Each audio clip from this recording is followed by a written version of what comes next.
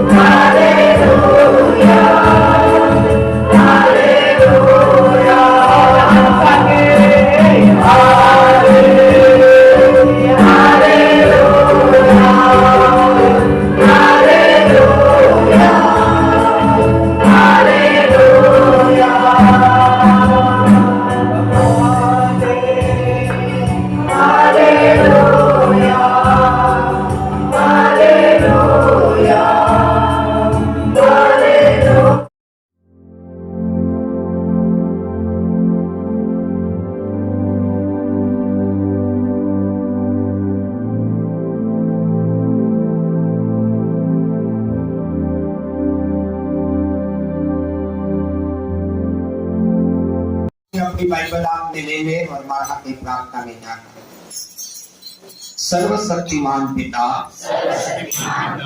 प्रभु यीशु मैं मेरे जीवन को आपका पवित्र वचन सुनने के लिए आपके चरणों में समर्पित कर देता हूँ।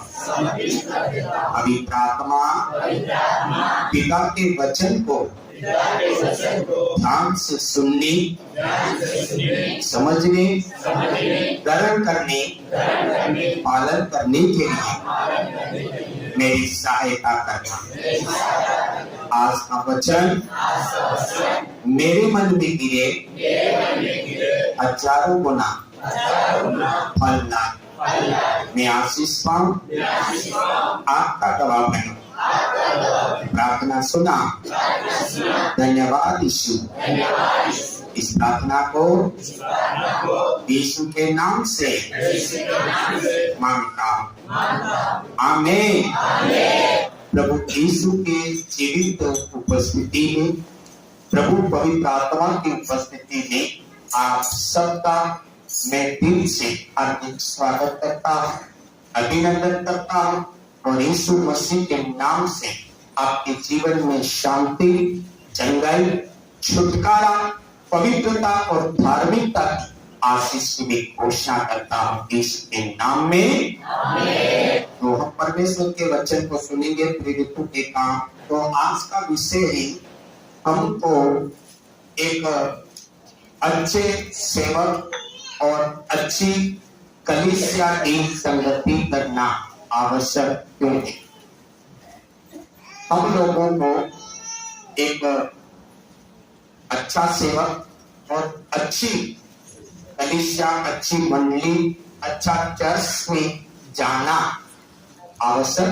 दूसरे शब्दों में बोल सकते, हमें जीवित चर्च का सदस्य बनना, जीवित चर्च के साथ जुड़ना हमारे लिए जरूरी क्यों है। यीशु जीवित है और यीशु को मानने वाले लोग भी कैसे जीवित। इसमें जीवित होना चाहिए आत्मा। कैसे जीवित होना है?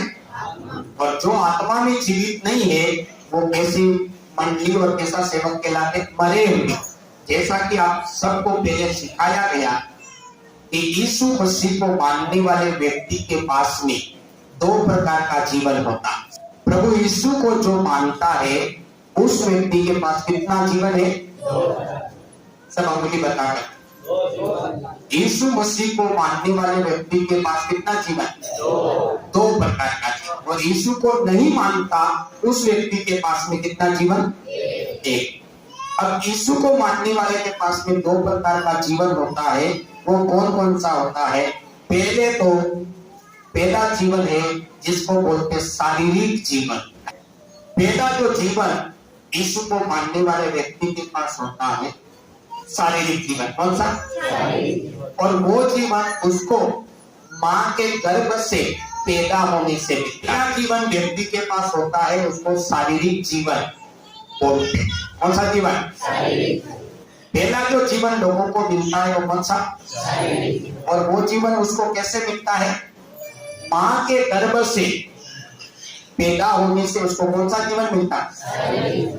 और दूसरा जीवन उसके पास होता है, उसको बोलते आत्मिक जीवन।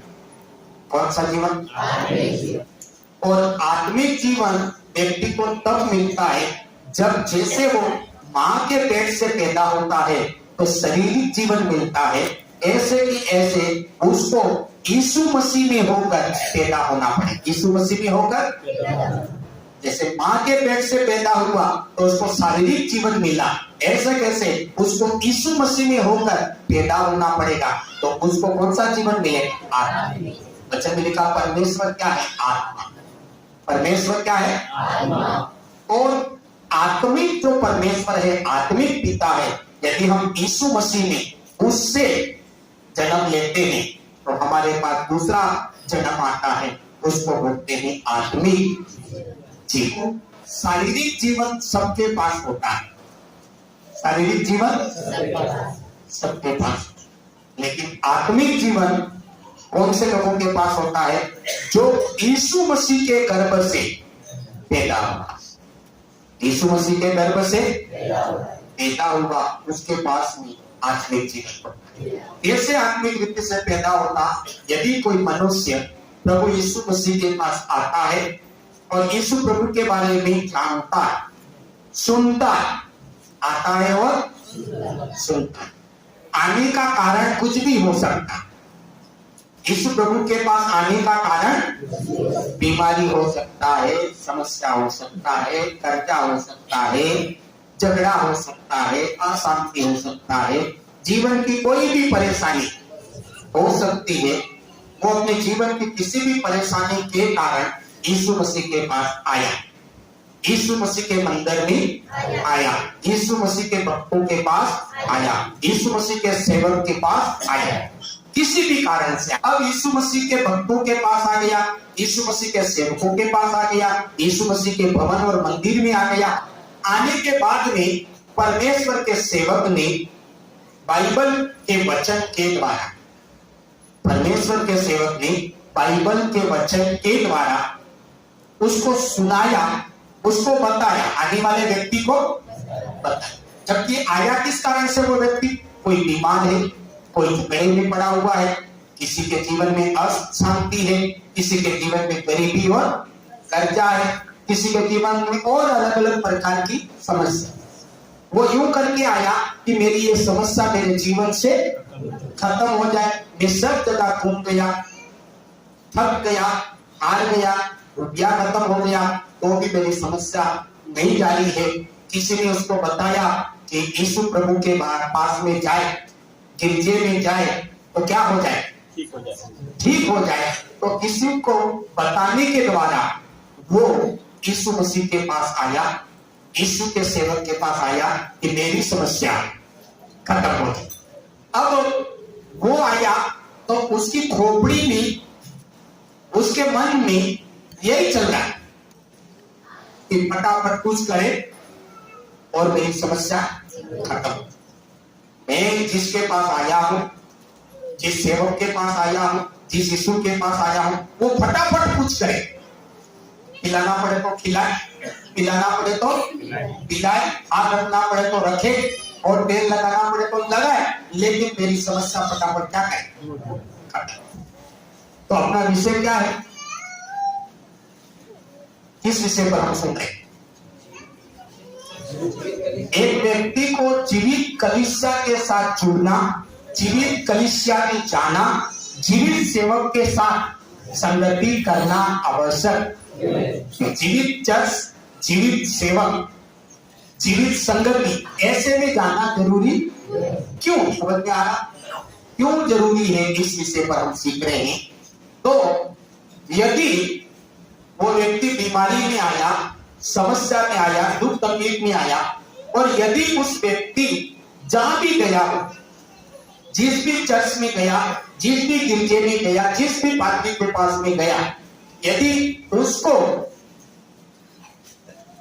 जहां गया वो पादरी जीवित नहीं है, जो पादरी जहां गया वो जीवित कलीसिया नहीं है, तो वो पादरी क्या करेगा? उस व्यक्ति को, वो सामने वाला भी कह रहा ये फटाफट ठीक हो जाए, फटाफट ठीक हो, दिमाग तो यही करके आया, समस्या वाला तो यही करके आया कि कैसे भी करके भी फटाफट ठीक।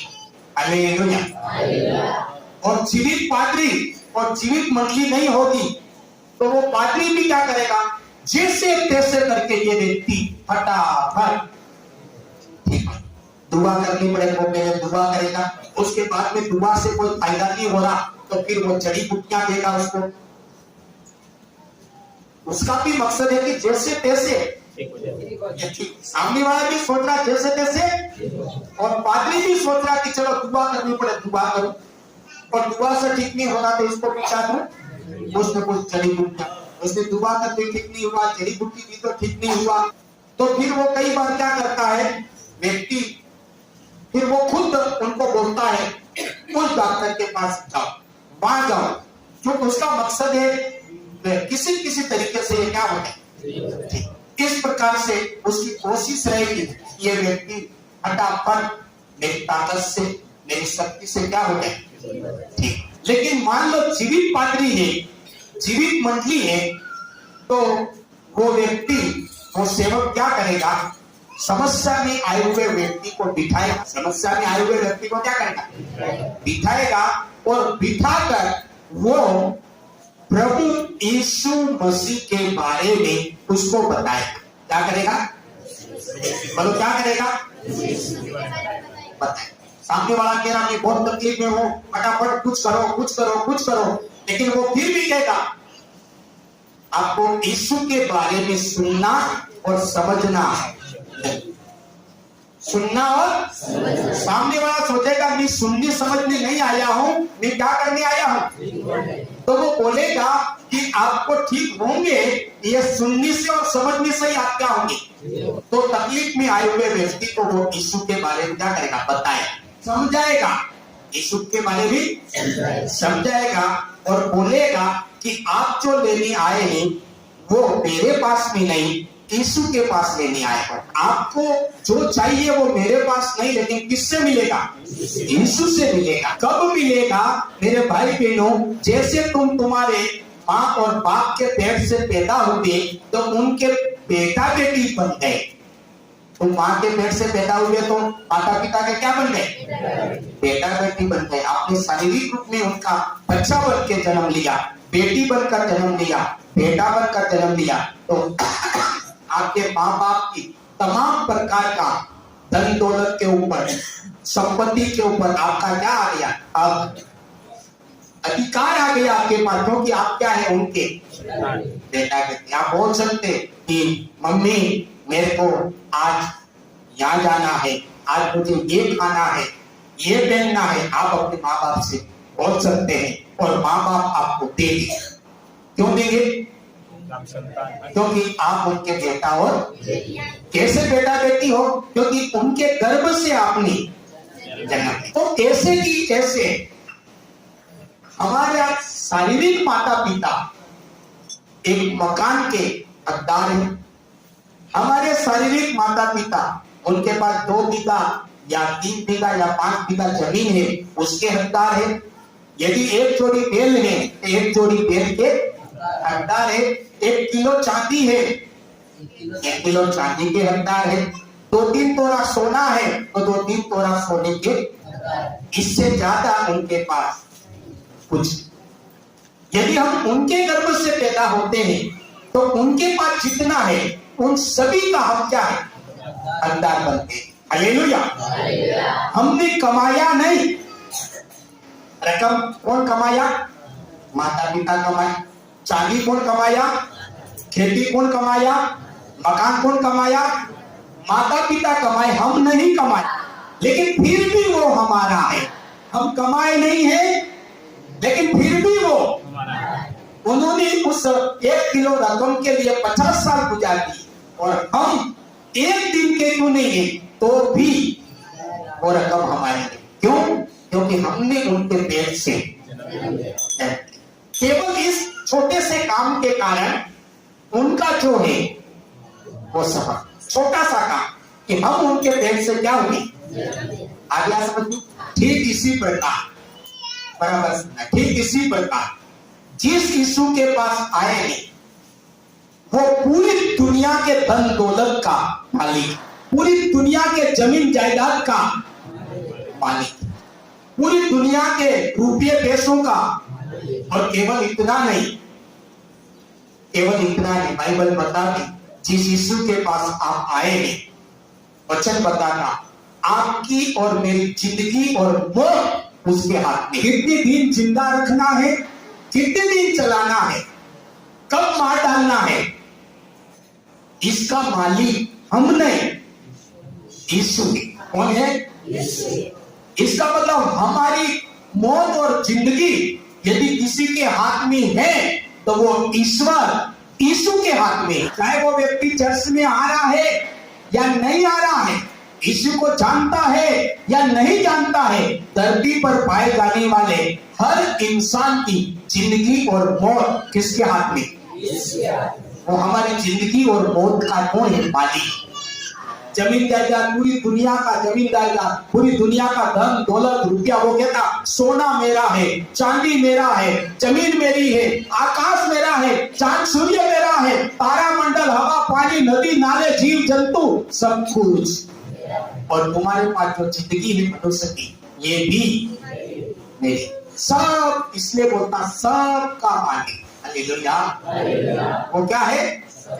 वो सब वस्तुओं का क्या है? मालिक।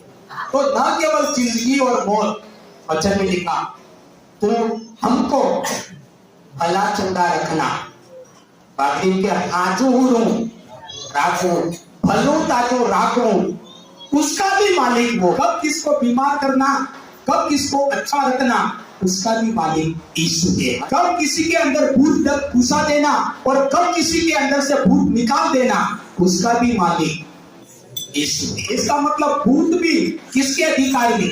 यीशु के अधिकार। जादू भी किसके अधिकार में? यीशु के अधिकार में। वीर विद्या भी किसके हाथ में? यीशु के हाथ। तो भूत का अधिकारी कौन है? यीशु। डॉक्टर का अधिकारी कौन है? यीशु। बीमारी का अधिकारी कौन है? वीरों का अधिकारी कौन है? सुरवलों का अधिकारी कौन है? कहीं भी जाओ और राजी खुशी जाओ और राजी खुशी वापस आ जाओ, उस सुरक्षा का अधिकारी कौन है? घर परिवार में झगड़ा नहीं हो, शांति बनी रहे और सब लोग मिलजुल के रहे, इसका अधिकारी।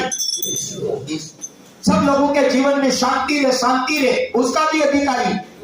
में शांति का राजकुमार। मेरे पास इतनी शांति कि लेवी वाले थक जाएंगे, लेकिन मेरे भंडार में शांति की कमी। पूरी दुनिया ले लेके थक जाएगी तो भी मेरे भंडार में शांति की इतनी भी कमी। तेरे पैरों के नीचे जमीन रखना और किसी दिन ये जमीन हिला डालना, किसी दिन ये जमीन खत्म कर देना, ये भी मेरे हाथ। तेरी खेती करी, उसको पकनी देना। यीशु बोलता खेती तू कर रहा, लेकिन उसको पकनी देना ये मेरे हाथ, और नहीं पकनी देना मेरे। समझना पड़ा। खेती तू कर रहा है, जानवर तू पालना है, लेकिन इसको पकाना, इसको बढ़ाना मेरे हाथ में। नामना स्कूटा उनते हैं हो तो कर्जों पर गए बाता उन अचानक उन पर टीम कला कर जगह में समा कम कर गया। समझ में आया नहीं आया? उन पर क्यों और हम लोग बना खेती तू करता, लेकिन उसको पकाना बोकरो थायो 15,000 रुपया ले वो थायो मोटो भी थायो और आगे काल विश्वास जानो तो और अचानक हो थायो कारण बातों कर दी तो परसों जाएगी बेसी आई, लेकिन अचानक जानवर तू पालता है, लेकिन उनको जिंदा रखना और बढ़ाना कौन है? इसका मालिक। सब बोलो कौन है? बोलो कौन है? प्रभु यीशु। इतने दिनों नाम है सबका। डाकरानो भी मालिक है, पूतानो भी मालिक है, सुरवलानो भी मालिक है, वीर वैज्ञानिक भी मालिक है, और जादू टोनानो भी, वो जगानो भी मालिक है, वो रुपयानो भी मालिक है, वो सोना और वो नदी और नाले, चांद और सूर्य, तारा मंडल, हवा और पानी और इंसान का, जानवरों का, पेड़ पौधे, जीव जंतु, सकलानो ओलानो, सब लोग उस सब। इसलिए उसका नाम है सबका। हालेलुया।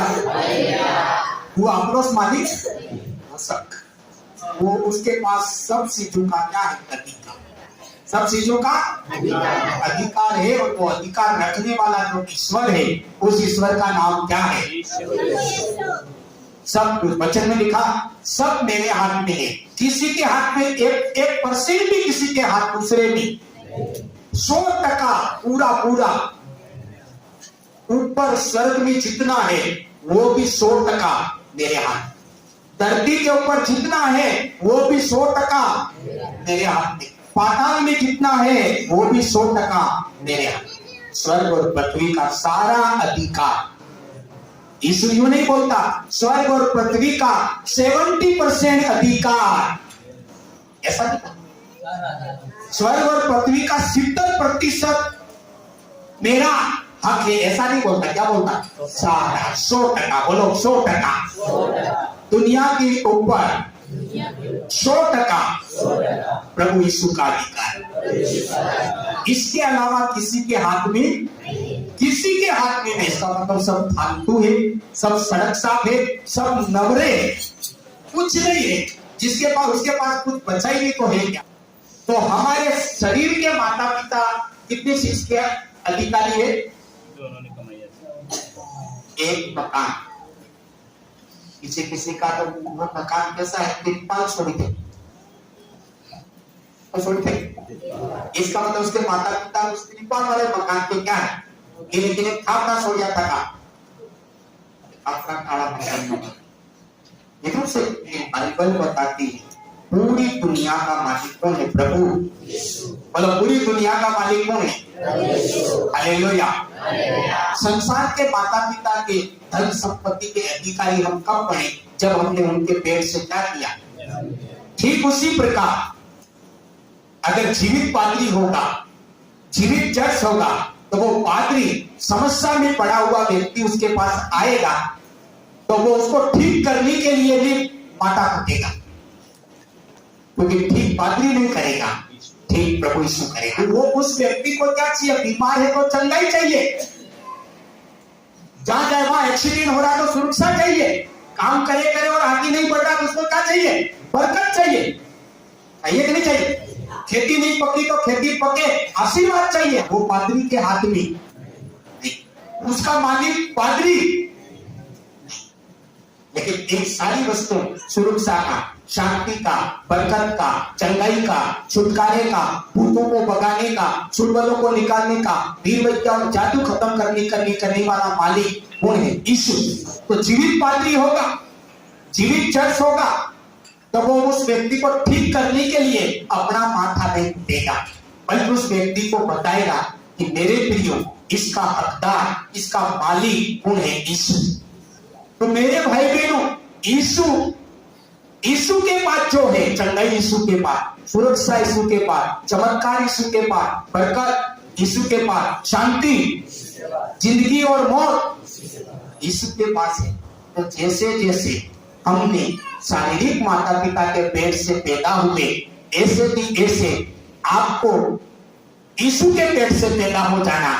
तो शारीरिक माता पिता के पेट से पैदा होने से तुम्हारे शारीरिक माँ बाप का सब कुछ आपको मिलता है, ऐसे भी ऐसे यीशु के पेट से पैदा हो जाओगे तो आपको यीशु के पास जो कुछ है वो सब कुछ, उसके आप हकदार होंगे, उसको आप मांग सकते हैं, आप कह सकते हे पिताजी मुझे ये।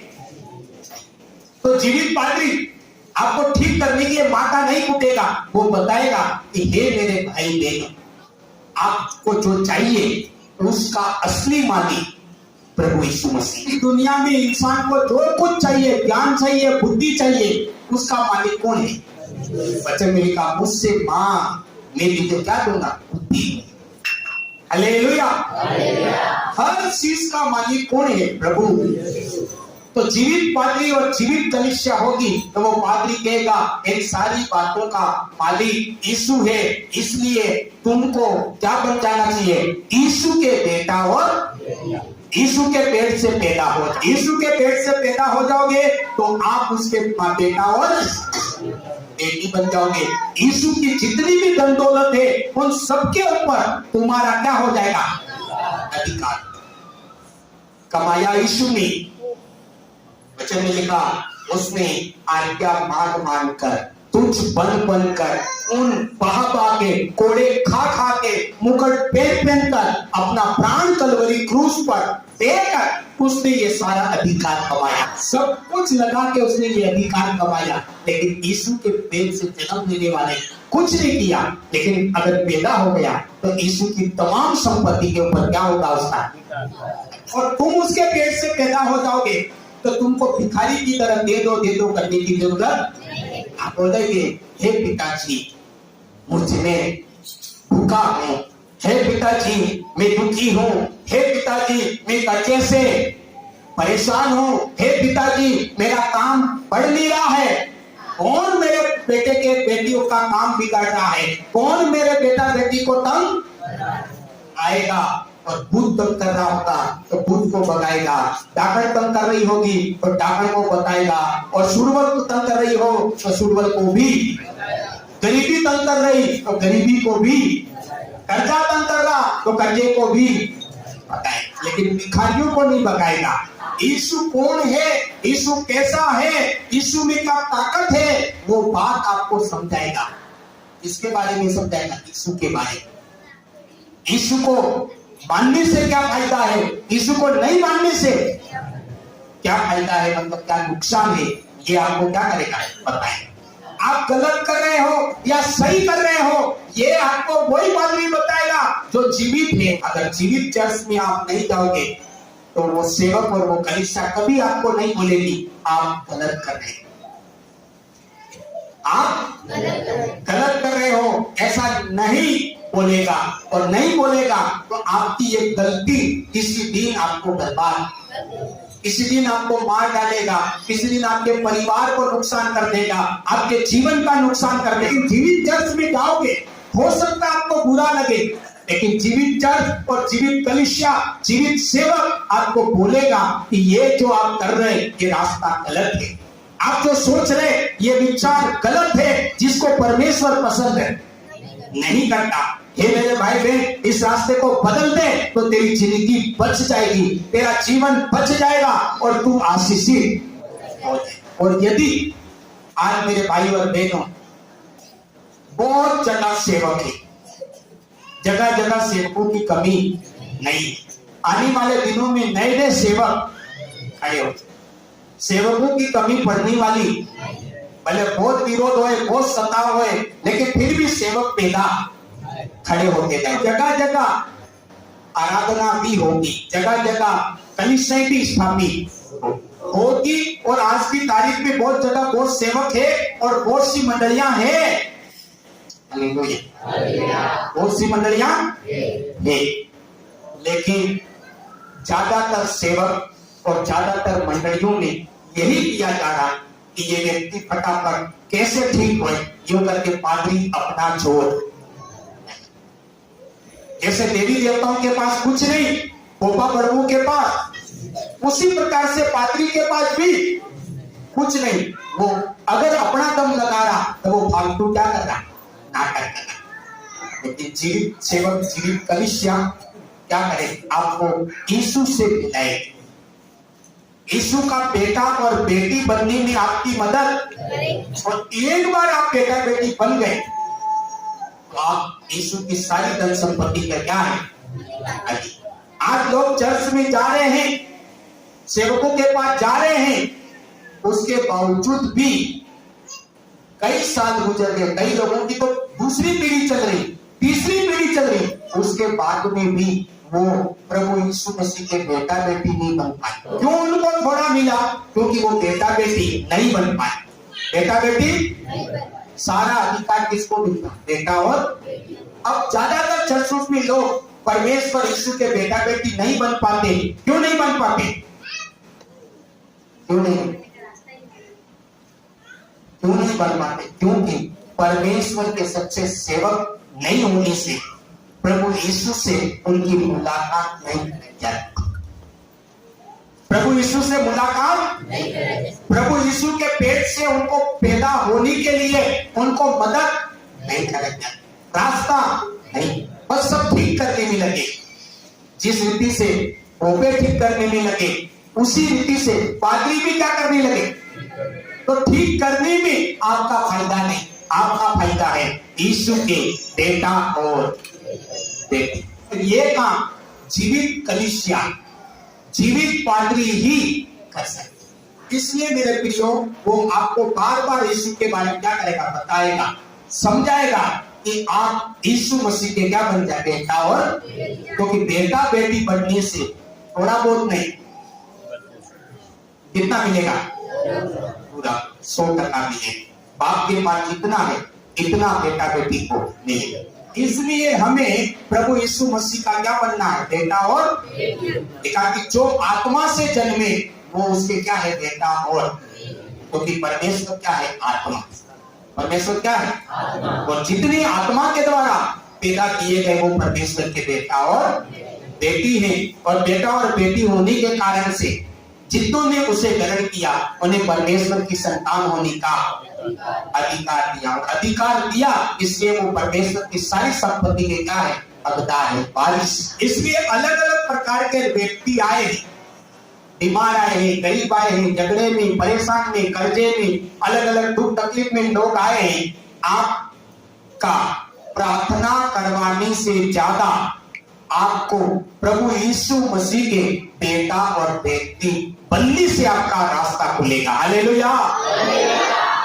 अपनी भाषा में बोले तो प्रभु यीशु मसीह के भगत बनने, प्रभु यीशु मसीह को मानने से लोग क्या सोच के आते हैं, हमको ठीक होना है और ठीक होने के बाद हम बंद हो जाएंगे, यूं सोच के आते हैं। और इस चक्कर में वो ठीक भी नहीं होते, इस चक्कर में वो ठीक भी नहीं होते। और फिर मैंने कई लोगों से सुना, हमने चर्च में जाकर भी देखा, प्रार्थना करवा कर भी देखा, लेकिन हम ठीक नहीं हुए। क्यों ठीक नहीं हुए? क्योंकि वो ठीक होना चाहता था। प्रार्थना करवाने से नहीं, लेकिन आपका छुटकारा किसके द्वारा है? परमेश्वर यीशु के बेटा और बेटी बनने से। में लिखा, यदि कोई मनुष्य यीशु प्रभु के बारे में सुनता है और सुनकर समझता है और समझकर जान लेता है कि इसके अलावा कोई ईश्वर नहीं, इसके अलावा कोई ईश्वर नहीं। तो मान लो गांव में कुछ लोग जानकार नहीं थे, अनपढ़ थे, और अनपढ़ लोगों ने बोला कि एक जिले में 5 कलेक्टर होते। अनपढ़ लोगों ने बात करी, ना समझ लोगों ने बात करी, और गांव में क्या बात फैलाए, एक जिले में 5 कलेक्टर होते। और अपना काम पड़े तो 5 में से एक नहीं करे तो दूसरे के पास चले जाना, दूसरा नहीं करे तो तीसरे के पास चला जाना, तीसरा नहीं करे तो छोटे के पास चला जाना, और छोटा नहीं करे तो 5वें के पास चले जाना। अपना काम रुकने वाला नहीं है। अपने तो 5 में से किसी के पास काम करवा ले। और ऐसे करके जो असली कलेक्टर था वो आया, उनके गांव में होकर जा रहा, तो कोई उसको नहीं पूछ रहा, देख भी नहीं रहे, काम करने लगे। किसी भी जो जानता था, अरे तुमको पता नहीं कलेक्टर साहब जा रहे, कलेक्टर साहब। जिसको पता है असली कलेक्टर कौन है, वो क्या करा, अरे भाई बहनों कौन जा रहे होंगे कलेक्टर साहब, क्या करना अपन को, यही थोड़ा है, दूसरे भी हैं, फालतू इसके हाथ क्यों जोड़े, फालतू इसकी जीव जुड़ी क्यों करें, किसी से भी काम कराने। और ऐसा करके काम कराने के लिए जब बाजार में गए तो जानकार लोगों को पूछ लिया, भाई साहब कलेक्टर के पास जाना है, क्या पूछ लिया? तो जानकार व्यक्ति बोला, फलानी ऑफिस है कलेक्टर साहब की, उसके पास में गया तो गांव में आया, जिसको नमस्ते नहीं करा वही बैठा हुआ। कौन बैठा हुआ कुर्सी में? वो बैठा हुआ, वो कागज एप्लीकेशन लेके गया, कलेक्टर साहब को बोला, अरे तुम तो वही है जो मैं आया था और देख भी नहीं रहे थे, क्या कर रहे थे? उसने बोला, वही हूँ, क्या कर लेगा, क्या करना है तेरे को, काम करना कि नहीं करना, वो बात कर। वो कौन से वर्ड से कह रहा, वो ऐसा किस वर्ड से कह रहा, सार वो है, अपनी क्या पड़ी, इसकी हाजिरी करे, फालतू दादागिरी कर रहा, तू तो काम की बात करने करना की। उसने घंटी पे देखा आउट और बड़े वर्ड से निकला, दूसरे से फिर बाहर निकला और जानकार लोगों को बोला, भाई साहब दूसरा वाला कलेक्टर कहां? क्या पूछा? दूसरा वाला? तो वो जानकार बोला, दूसरा मेरे कौन सा कलेक्टर, जिले भी तो एक जिले में एक ही कलेक्टर होता है और तुम बोल रहे दूसरा वाला कलेक्टर। अरे ना ना, हमारे गांव वाले बता रहे थे 5 कलेक्टर होते हैं। तब उसने बोला 5 नहीं होते, एक ही होता। आज दुनिया में ऐसा ही हो रहा, गांव वाले बातें कर रहे, सगा संबंधी वाले बातें कर रहे, रिश्तेदार वाले बातें कर रहे, जाति वाले बातें कर रहे, धर्म वाले बातें कर रहे। बोले ईश्वर एक है लेकिन अवतार बहुत सारे हैं। किसी भी अवतार की सेवा कर लो, पूजा कर लो तो ईश्वर खुश, जो चाहिए वो मिल जाएगा। वही वाली बात है, कलेक्टर बहुत सारे, कलेक्टर बोले ईश्वर तो एक है लेकिन उसके अवतार अनेक है। किसी भी अवतार की तुम सेवा कर लो, किसी भी अवतार की तुम पूजा कर लो, किसी भी अवतार की तुम भक्ति कर लो तो वो ईश्वर की भक्ति हुई, वो ईश्वर की भक्ति। ऐसा ही बोलते धर्म वाले, जाति वाले, गांव वाले, सगा संबंधी वाले क्या बोलते, कई अवतार है ईश्वर के। किसी भी अवतार की भक्ति कर लो और पूजा कर लो तो ईश्वर क्या है, खुश, आपको जो चाहिए वो मिल जाए। लेकिन गांव में आया तो किसी ने नहीं पूछा, ऑफिस में भी गया तो बोले क्या कर लेगा, आप करना क्या ना वो बात, ऐसे कैसे हाथ। यीशु बोला देख मैं तेरे द्वार पर खड़ा खटखटाता, मैं खोए हुओं को ढूंढने के लिए तेरे घर पे आया, तेरे जीवन में आया, तेरे परिवार में आया। तो कोई पूछने तैयार, कोई नमस्ते करने, कोई मानने तैयार। क्यों? क्योंकि उन्होंने सुना बहुत ईश्वर है, ऐसा करके यीशु को लोग पूछने तैयार। बोले ये फलाना है, ये टीकरा है, ये विदेशी है, ये नीचा है, ये खराब है, यूं करके देखने भी तैयार। आ रहे तो भी, चर्च में आ रहे तो भी माननी तैयार। लेकिन परमेश्वर का वचन क्या कहता, ऊपर एक ही कुर्सी है, एक ही ईश्वर है, एक ही सिंहासन है, परमेश्वर एक है और परमेश्वर का अवतार भी, और उस अवतार का नाम है प्रभु यीशु। मालिक भी एक है, अवतार भी एक है, और उस अवतार का नाम क्या है। लेकिन अनपढ़ कांडे बेवकूफ लोग क्या प्रचार कर रहे, ईश्वर एक है, अवतार अनेक है, बहुत ईश्वर है, बहुत ईश्वर, बहुत ईश्वर नहीं, मालिक एक, उसका अवतार भी एक। और ये बात कौन समझाएगा, जीवित कलीसिया और जीवित पार्टी समझाएगा कि ऐसी गलतफहमी में मत रहना मेरे भाई बहनों, ऐसे बेवकूफ मत बन जाना। वचन में लिखा कि हर इंसान को मसीह यीशु के सामने जाकर खड़ा रहना पड़ेगा, चाहे वो चर्च में आता हो चाहे चर्च में नहीं आता हो। इस संसार की यात्रा पूरी करने के बाद में हर इंसान को यीशु के सामने ही जाना पड़ेगा, भी जाना पड़ेगा। ये बाइबल तो कहती है, लेकिन दुनिया भी कहती है, क्या कहती, सब बटे सका आया, सब नहीं बटे जाओगे। बाइबल तो कहती है, लेकिन दुनिया को भी पता है कि ऊपर वाले ने हमको अवतार किया, वहां से आए, वापस वहां जाना पड़ेगा। और वो भेजने वाला और वापस पूछने वाला वो है प्रभु यीशु। हालेलुया। सबको प्रभु यीशु के सामने जाकर खड़ा रहना पड़ेगा, और तब वो पूछेगा तू वही है नहीं, तेरे घर पे आया था, तेरे जीवन में आया था, मेरे भवन में आया था और मुझे पूछा नहीं, मेरी कदर नहीं करी, मेरी बात को माना नहीं, मैंने समझाया वो समझा नहीं, मेरे सेवक ने मुंह फाड़ फाड़ के भी गला फट गया तो भी तू मानने तैयार नहीं था।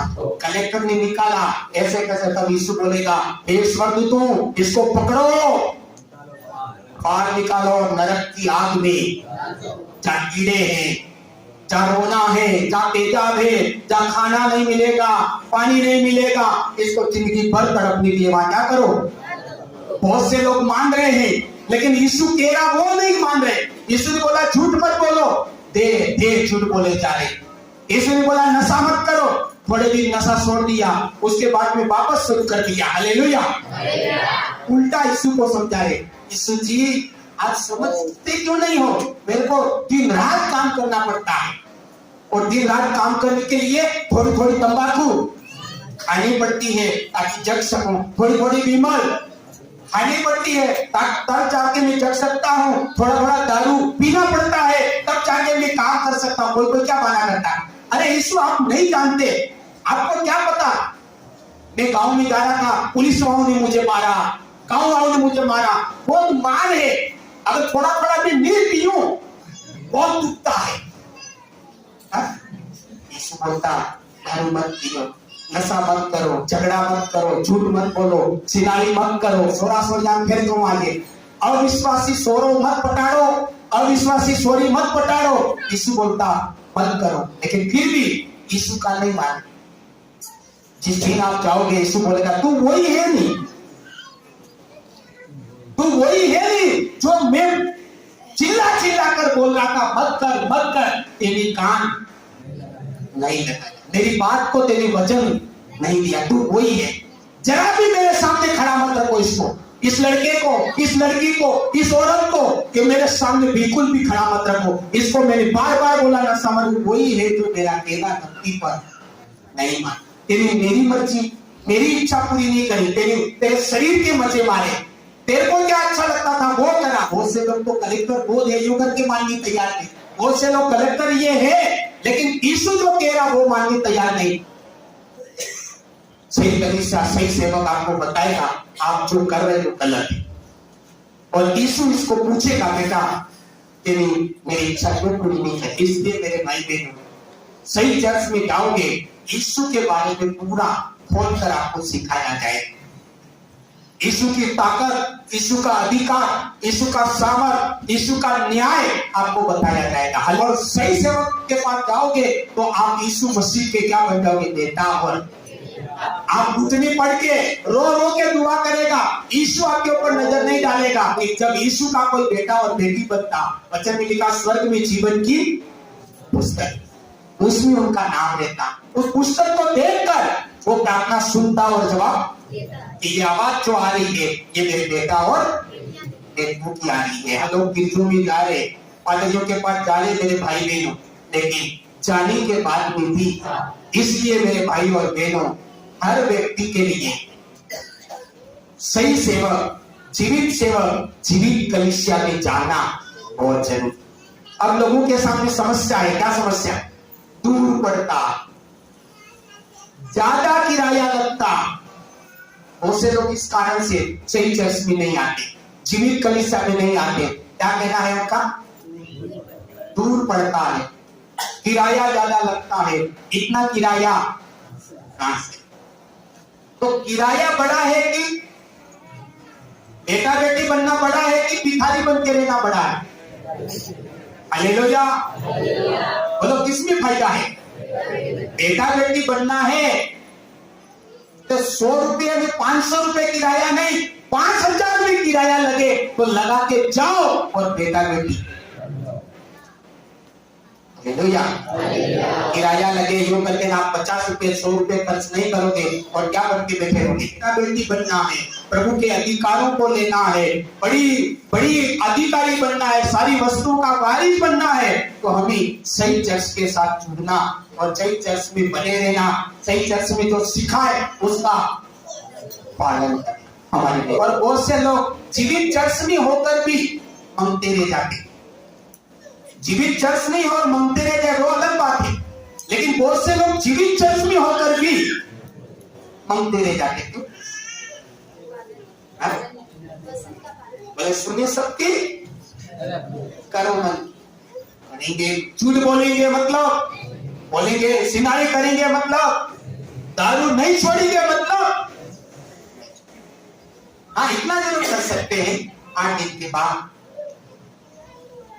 आप बोलते मत पियो यूं कह, हम इतना जरूर 8 दिन में पिएंगे, लेकिन पियो ही मत, कभी नहीं करेंगे। आपको पता है कि ये चीज नुकसान करती है, उसके ऊपर नजर भी देगा। यदि कोई व्यक्ति को पता है कि ये गंदी चीज मुझे क्या करे, बर्बाद क्या करेगी, तो वो व्यक्ति क्या करेगा? उसको बिना देखे उसको निकल, क्या करेगा? निकल, आगे बढ़ जाए।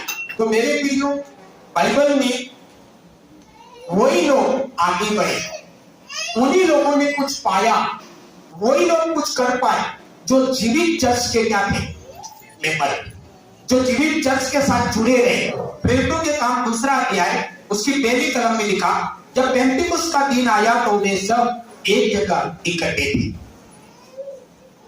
पेंटिकुस्त का दिन आया तो वे सब एक जगह एकाएक आकाश से बड़ी आंधी की सी सनसनाहट का शब्द हुआ और उससे सारा घर जहां वे बैठे थे बुझ गया और उन्हें आग की सी चीटी फटती हुई दिखाई दी और उनमें से हर एक पर आ ठहरी। वे सब पवित्र आत्मा से भर गए और जिस प्रकार आत्मा ने उन्हें बोलने की सामर्थ दी वे अन्य अन्य भाषा बोलने लगे। यहाँ पर लोगों ने पवित्र आत्मा का सामर्थ पाया।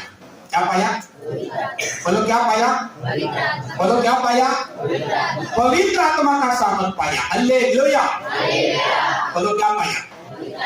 पवित्र आत्मा का सामर्थ। वचन लिखा वो लोग एक जगह इकट्ठे थे। कौन सी जगह इकट्ठे थे? जहां पर जीवित चर्च मिला करता था।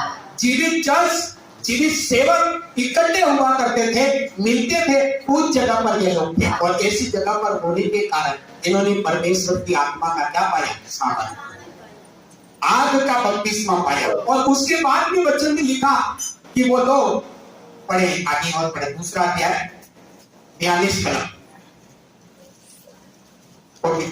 और वे प्रेरितों से शिक्षा पाने और संगति रखने, रोटी तोड़ने और प्रार्थना करने में लोलिन रहे। जीवित चर्च के साथ ये जुड़े हुए थे तो क्या पाया? परमेश्वर का सामर्थ, पवित्र आत्मा का सामर्थ। हालेलुया। यदि कोई व्यक्ति जीवित चर्च के साथ जुड़ा हुआ नहीं है उसको कभी भी पवित्र आत्मा का सामर्थ नहीं मिल सकता, कभी भी वो अन्य अन्य भाषाओं का सामर्थ वरदान नहीं पा सकता। और उन लोगों ने जीवित कलीसिया की संगति में थे तो पवित्र आत्मा का सामर्थ पाया। और पवित्र आत्मा का सामर्थ पाने के बाद में यहाँ लिखा कि वो जीवित सेवकों से वचन सीखते थे।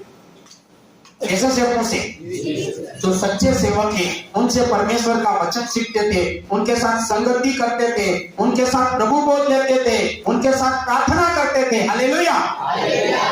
तो वो लोग कैसे चर्च के साथ थे? जीवित। कैसे चर्च के साथ?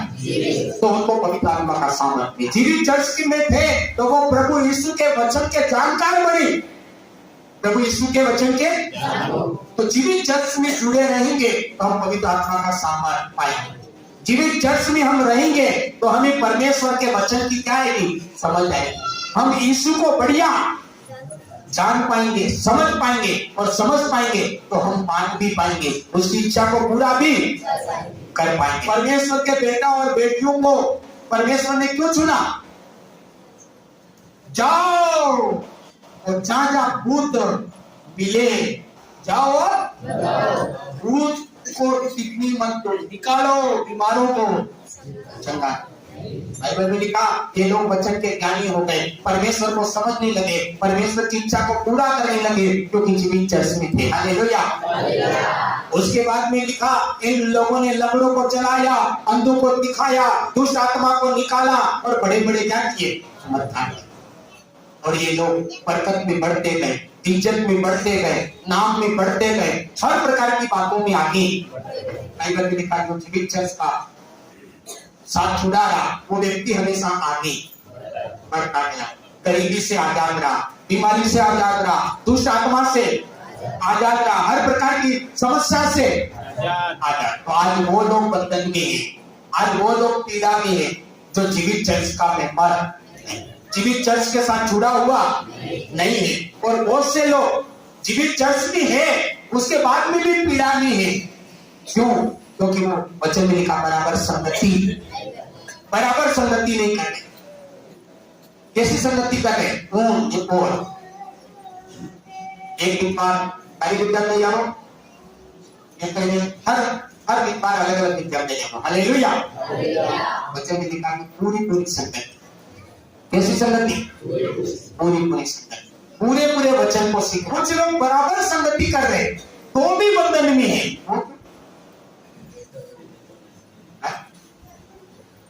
क्यों?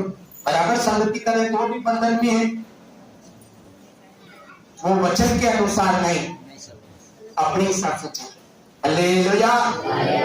वचन के हिसाब से नहीं बल्कि अपने हिसाब से चल रहे, जैसा सिखाया जा रहा है ऐसा नहीं, लेकिन अपने मन मर्जी से चल रहे, इसलिए वो क्या है? बंधन। लेकिन जीवित चर्च में रहोगे आपको बार बार चेताया जाएगा कि तू क्या कर रहा, मत कर भाई, चल जा, नहीं चल जा, खड़ी हो जा, नहीं तो शैतान एक दिन आपको बर्बाद करने। आपको वचन से सिखाया जाएगा, आपको समझाया जाएगा, आपके लिए प्रार्थना करी जाएगी कि हे परमेश्वर, जिनसे ये पूरा काम नहीं छूट रहा, पाप नहीं छूटता, उसको छोड़ने में क्या करो मदद। आपको पाप से बचने के लिए जीवित कलीसिया और जीवित सेवक हमेशा आपकी मदद में खड़ा है। आप कैसे पाप के ऊपर चैन पाओ, आप कैसे इस दलदल के बीच से बुरे कामों से बाहर निकलो, आपको प्रार्थना में वचन में वो क्या करेगा, आपकी मदद। लेकिन जीवित चर्च नहीं होगा तो वो आपको बुराई से बाहर निकलने में मदद नहीं करेगा, बल्कि बुराई में और जाने में। बाइबल गवाह है जो जीवित चर्च के सदस्य थे, पौलुस के बारे में बाइबल बताते, वो जीवित चर्च के साथ जुड़ा हुआ था, बहुत बड़ी सेवकाई करी, बहुत बड़ा नाम कमाया, बहुत बड़े बड़े काम।